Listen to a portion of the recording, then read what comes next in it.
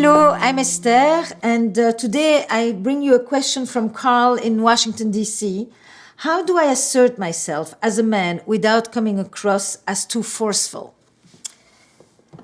Carl, your question is so critical at this point because it really brings one of the central questions that so many men, and especially younger men, are bringing to me today. You know, how are you assertive without being aggressive? What's the difference? How do you express confidence that isn't arrogance?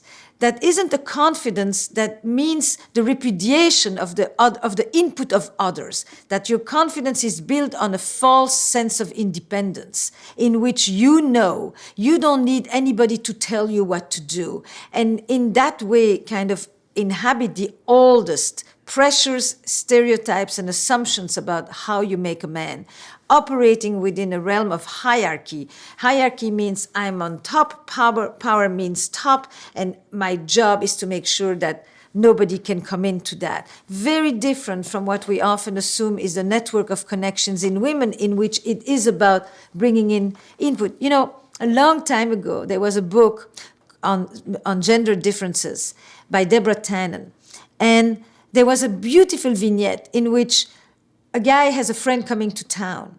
And he says, oh, I'm in town, can we meet on Tuesday? And he says, yes, of course, let's meet. Then he goes home and he tells his girlfriend, John's coming to visit and I made plans with him on Tuesday. And she said, why didn't you tell me? Why didn't you ask me? And he says, I don't have to ask you for permission. And she says, I would never make a date without just checking in with you. Why do you think that that kind of checking in a network of connection would weaken your ability to feel like you're in charge and you make your own decisions and you don't need to get anybody's permission? And it was so an encapsulating little vignette about that. So at this point, I think both men and women are asking this very fundamental question. How can men embrace a realm of emotions, of feelings, of interdependence, rather than a false sense of dependence or a forced sense of independence, and still feel man? And how can women compete in the world of men and come home and still feel feminine?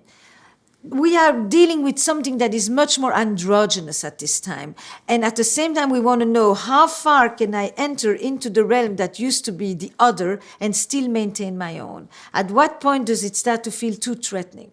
So the first thing is, there is a way for you not to feel that if you say what you want, it means that you're dominant. How do you take in a smart, opinionated partner, man or woman, but let's say a woman on the other side, and not feel that if you listen to what she has to say, it means that you're letting her walk all over you. Or if you're listening to what she says, you're not holding your ground, kind of thing.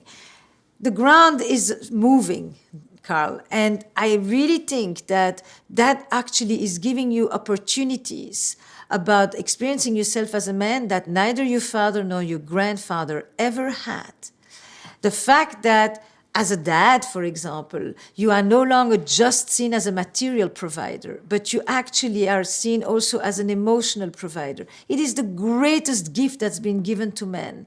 You know, that you don't just get your value from your dough, that you get your value from your presence, and that your force is not the fact that you were gone all the time, because that meant that you were working really hard, but in fact that you can be there, and that gives her the possibility to do other things as well. But all these shifting roles and the value that we assign to these roles is some of the great changes that you're part of at this point. So you're asking me, how can you be assertive? It's actually not so much how do you maintain yourself as how do you do both and. How do you hold your ground and let somebody else in? How do you take in input and not feel that that means you're weak? How do you let other people give you ideas? How do you ask for help without thinking that that lessens your sense of dominance and power and leadership and all of that stuff? I think the answer is simply not an either or.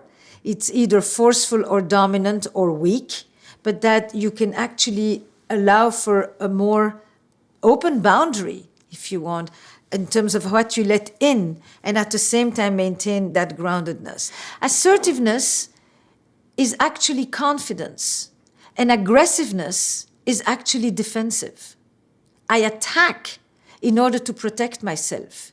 Is not the same as I know what I want and I'm ready to listen to what you have to say and let's see how we negotiate that. So, assertiveness is a dialogue.